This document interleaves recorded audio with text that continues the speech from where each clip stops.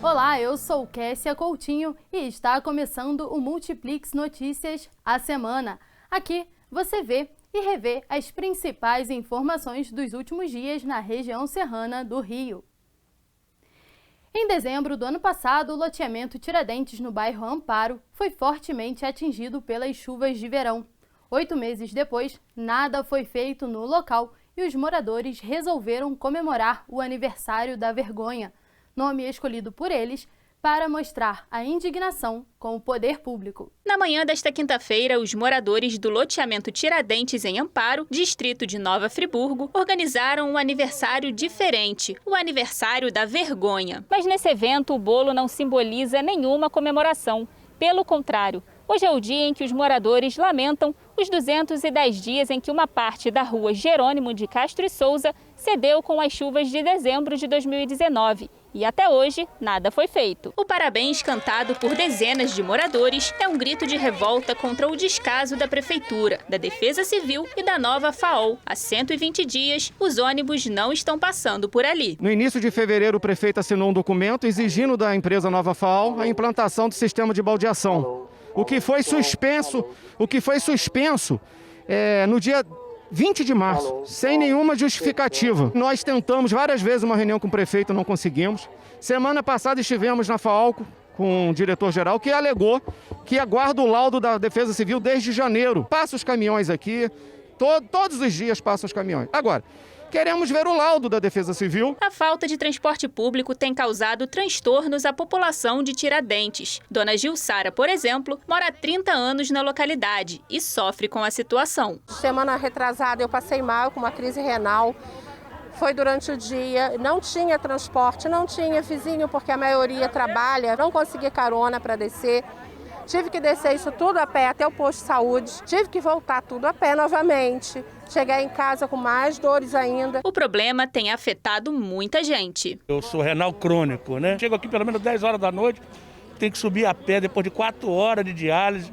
Isso é uma vergonha, um absurdo. Eu tenho um filho que tem problema físico e mora aqui, né? E para subir com compra, essas coisas, é muita dificuldade, né? No fim da tarde de quarta-feira, o prefeito Renato Bravo divulgou um vídeo ao lado do secretário da Defesa Civil, anunciando a liberação de verba para o início da obra. Nós preparamos um projeto desde o início do ano, um projeto que visava principalmente recebermos recursos do governo federal para a construção da obra do Amparo de Tiradentes, uma obra importante que nós estamos lutando por isso e recebemos o de acordo ok. Nós já estamos agora em contato com o secretário de obras, o Jefferson, para que ele possa preparar o processo de licitação, para que a gente possa então, se Deus quiser, dar início mais rapidamente a essa importante obra. Nós também temos aqui um valor que é de R$470 mil.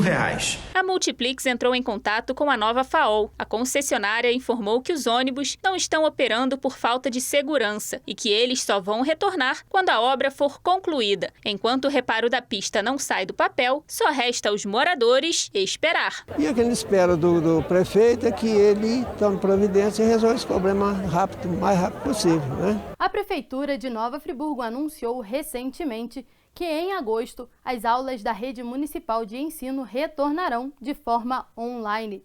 Para entender como o município pretende atender os alunos, nós conversamos com o atual secretário de Educação, o professor Marcelo Verli. Confira. Em Nova Friburgo, as aulas nas escolas municipais estão suspensas desde o dia 16 de março, por conta da pandemia de Covid-19. No próximo dia 3 de agosto, as aulas vão retornar de forma não presencial. A informação divulgada na última segunda-feira gerou diversos questionamentos. Por isso, a equipe da Multiplix conversou com o secretário de Educação, Marcelo Verli, para esclarecer as dúvidas. Uma das principais queixas foi em relação aos alunos que não têm acesso à internet. Como nós identificamos através de um diagnóstico estabelecido que nem todas as famílias, nem todos os alunos teriam acesso à internet, nós definimos como material prioritário um material impresso, que vai ser estruturado inicialmente pelas próprias coordenações da Secretaria, e a partir dessa impressão eles serão distribuídos às nossas famílias. A distribuição está sendo elaborada, analisada a partir de várias possibilidades. Nós imaginamos a possibilidade de distribuição através das próprias unidades, dos gestores, talvez um polo regional. E o objetivo central é alcançar o maior número possível de famílias. O material impresso será adquirido através de uma licitação que está agendada para esse mês. Alunos especiais vão ser acompanhados por uma profissional qualificada. Uma das metas é alcançar a carga horária de 800 horas. Nós não teremos condição de alcançar os 200 dias letivos, mas a partir do planejamento realizado pela supervisão, tanto atividades ministradas através desses materiais que os professores estão estruturando e que nós disponibilizaremos, quanto também as próprias famílias em conjunto com seus filhos, fazendo os exercícios, fazendo o atendimento às demandas apresentadas, a gente vai buscar essa totalização das 800 horas. Professores estão sendo capacitados para utilizar a nova ferramenta de trabalho, uma plataforma digital. A ideia é que eles tenham acesso ao material didático dos alunos para fazer a avaliação. Essas capacitações já vêm acontecendo. Tivemos inclusive uma live que teve mais de 4.000 visualizações, que sinaliza o interesse, a predisposição dos nossos professores, dos nossos profissionais em buscar também esse aprendizado. Os professores irão acompanhar. A ideia é que esses materiais sejam entregues às famílias e posteriormente retornados para que os nossos profissionais possam analisar, possam identificar possibilidades de melhoria. Nós temos um capítulo específico sobre o processo avaliativo, que mais do que aprovar ou reprovar, tem por objetivo identificar lacunas de aprendizagem que precisarão ser supridas, precisarão ser complementadas no momento em que nós voltemos a um mínimo de normalidade. Segundo o secretário, o salário dos professores estão mantidos desde o início da pandemia. Caso haja algum programa do Ministério da Educação, de alguma linha que nos permita algum tipo de apoio, a gente também pretende oferecer. É importante destacar que até por conta disso, a gente não obriga os profissionais a utilizarem plataforma digital. A gente estimula, a gente apoia, a gente capacita, a gente qualifica. Nós somos uma rede com mais de 120 unidades educacionais, com mais de 3.000 profissionais, com mais de 17.000 matrículas ativas na rede municipal de ensino, e o esforço vai ser para retomar esse processo de ensino-aprendizagem da melhor forma possível, considerando a pandemia que nós ainda vivemos e que nos impede nesse momento, e ainda não há previsão, de retornar às aulas presenciais. A Caixa Econômica Federal divulgou um novo calendário, dessa vez para que os beneficiários do auxílio emergencial que tiveram suas contas bloqueadas por suspeita de fraude compareçam às agências para regularizarem o acesso. A medida foi tomada após usuários enfrentarem longas filas nas agências da Caixa. A Caixa Econômica Federal bloqueou mais de 1 milhão de contas abertas para o recebimento do auxílio emergencial em todo o país. No caso das contas bloqueadas por indícios de fraude, os usuários serão notificados através do aplicativo Caixa Tem para que se dirijam a uma agência de acordo com o mês de aniversário.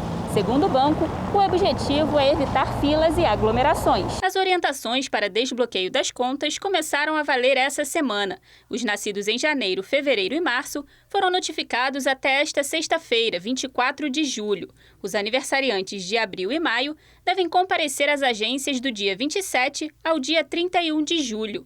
Junho e julho, comparecer de 3 a 7 de agosto. Agosto, setembro e outubro, entre os dias 10 a 14 de agosto. Novembro e dezembro, de 17 a 21 de agosto. O banco também bloqueou o acesso de contas por inconsistências de documentação, que podem ser resolvidas pelo próprio aplicativo Caixa Tem. No aplicativo, a pessoa deve entrar no menu Liberar Acesso. Em seguida, o beneficiário receberá uma mensagem dizendo: para finalizar a validação do seu cadastro, vamos precisar que envie seus documentos pelo WhatsApp. E outra, dizendo: para iniciar a conversa, clique no link abaixo e mande a palavra cadastro. O link em questão deve redirecionar o trabalhador para uma janela do WhatsApp, onde serão pedidos os documentos pendentes. A insônia é um problema que atinge muitas pessoas e pode trazer diversas consequências para o seu dia a dia. Com as incertezas da pandemia, esse problema tem atingido um número ainda maior da população. Veja como evitá-la e melhorar a qualidade do sono na matéria a seguir. Medo, incertezas, mudanças na rotina. dúvidas em relação ao futuro. Tudo isso tem mexido com o emocional de muita gente durante a pandemia. O Marcelo, por exemplo, vem lutando contra a insônia. Meus problemas de sono começaram após a pandemia, né? Eu durmo preocupado demais. Minha responsabilidade no trabalho aumentou. Eu tive um aumento de carga de trabalho, porque do meu setor só eu que fiquei durante a pandemia trabalhando. Mesmo tentando se distrair no tempo livre, as preocupações nunca param.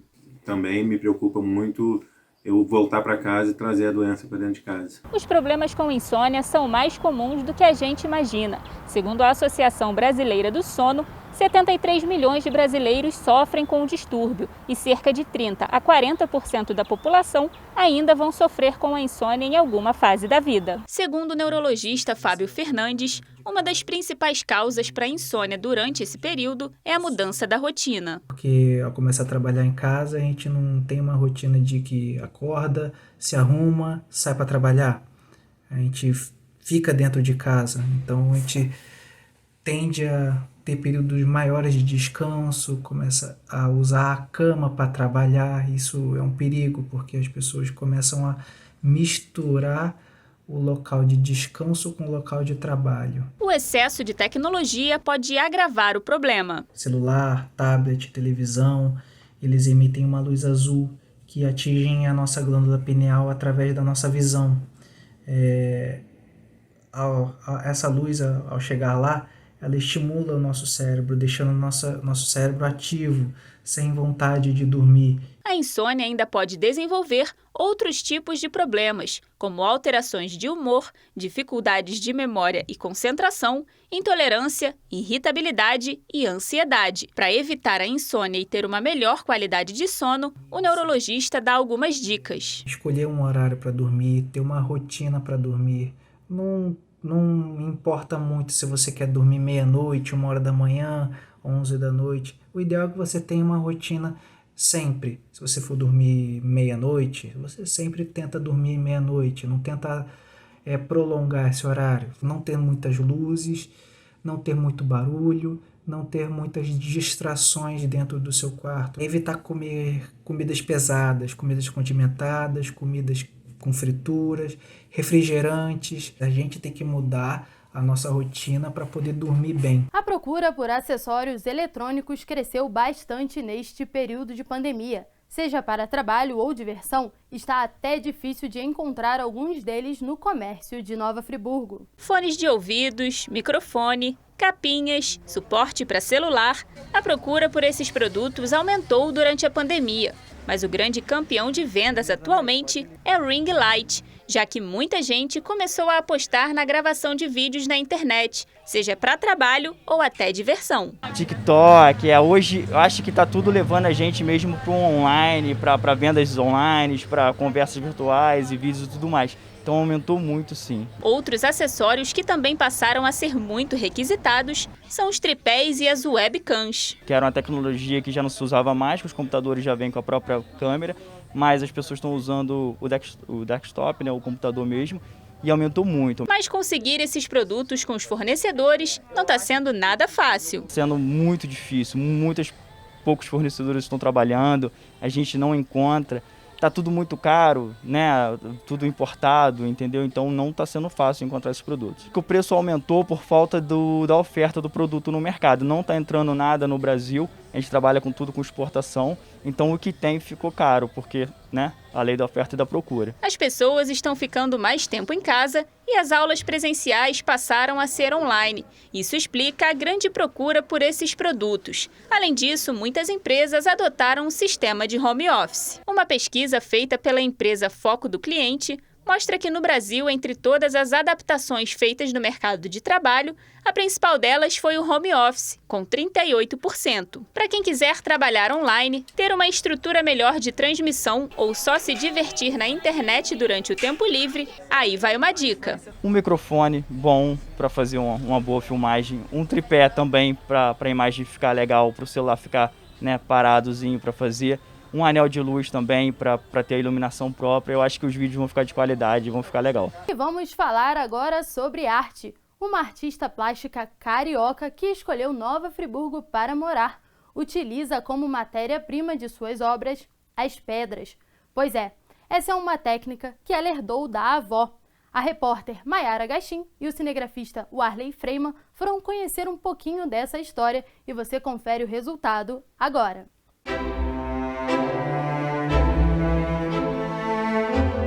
Parecem pinturas, mas são quadros feitos apenas com pedras. Isso mesmo, desde pequena, Estela Svetlana se dedica à arte. São pedras de vários tipos, formas e tamanhos. Pó de pedra das mais diversas cores. Usando poucas ferramentas e muitas pitadas de talento, Estela cria grandes obras.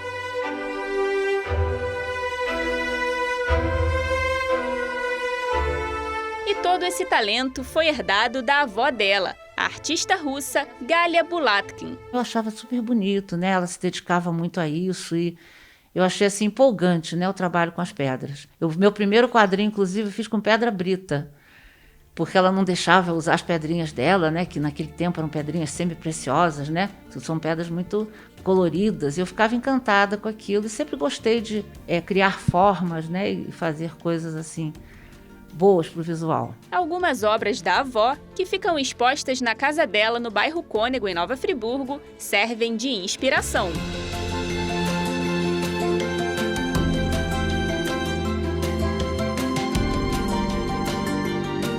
Formada em odontologia, ela pôde dar mais atenção à arte depois que se aposentou. Agora, durante a pandemia, Estela dedicou seu tempo a criar quadros que retratam a natureza, como esse aqui, por exemplo. A obra levou cerca de 3 meses para ficar pronta e levou o nome de A Vida Lá Fora. Agora, durante a quarentena, eu fiz muito serra, né?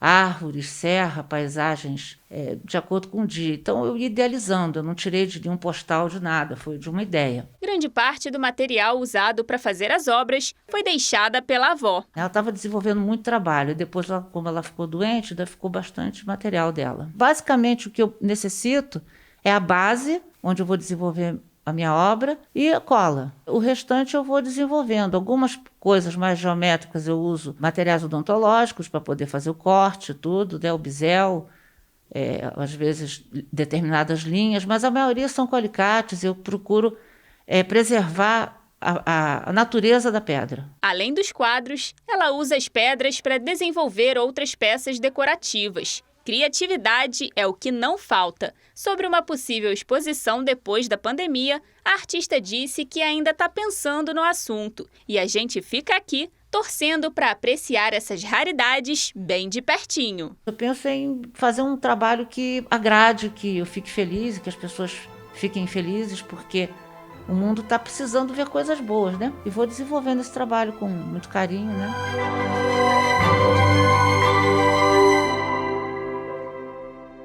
As suculentas são plantas que estão cada dia mais conquistando as pessoas. Em um horto de Nova Friburgo, há mais de 300 tipos diferentes da plantinha que está na moda. Conheça as espécies e como cultivá-las. São milhares de espécies. Tem de várias formas, cores e tamanhos. As suculentas são mesmo muito charmosas e chamam a atenção.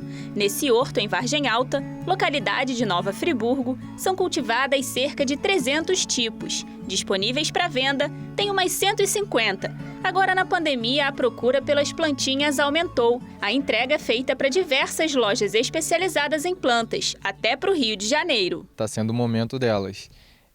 Acredito que por as pessoas estarem mais em casa, não ter mais aquela rotina cheia que tinha, procurar algo mais para tomar o tempo. Aumentou mais ou menos uns 30%. Fáceis de cultivar, as suculentas são ideais para quem não tem muito tempo para cuidar das plantas, mas mesmo independentes, de vez em quando precisam de atenção. Verão, quando tá quente, né? As suculentas é mais ou menos de 4 em 4 dias, que é o ideal molhar, pegando sol. Se ficar em um ambiente que não pegue sol hora nenhuma do dia, uma vez na semana basta. E no inverno, pegando sol, uma vez na semana. E se não pegar sol, pode molhar aí quase que de 10 em 10 dias, mais ou menos, no inverno. Aqui de Friburgo, né, que é um pouco mais puxado. Em alguns casos, a poda é necessária. A adubação não precisa ser frequente. Tem algumas variedades que elas vão crescendo, e é legal podar elas, replantar para ela manter a beleza dela, né? Porque tem algumas que vão crescendo demais e não ficam tão bonitas depois de um tempo. E elas são plantas muito, assim, elas suportam bem o estresse da terra sem nutrientes, de ficar sem molhar elas por muito tempo.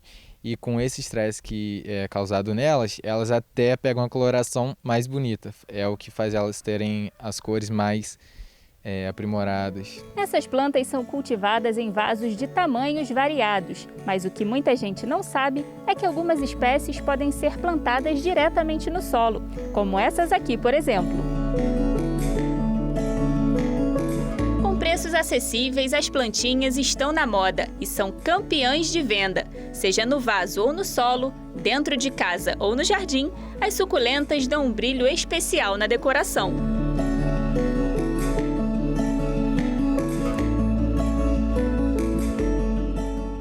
Multiplix Notícias, a semana fica por aqui. Mais informações sobre a região serrana do Rio você encontra no nosso portal, portalmultiplix.com. Até o nosso próximo encontro.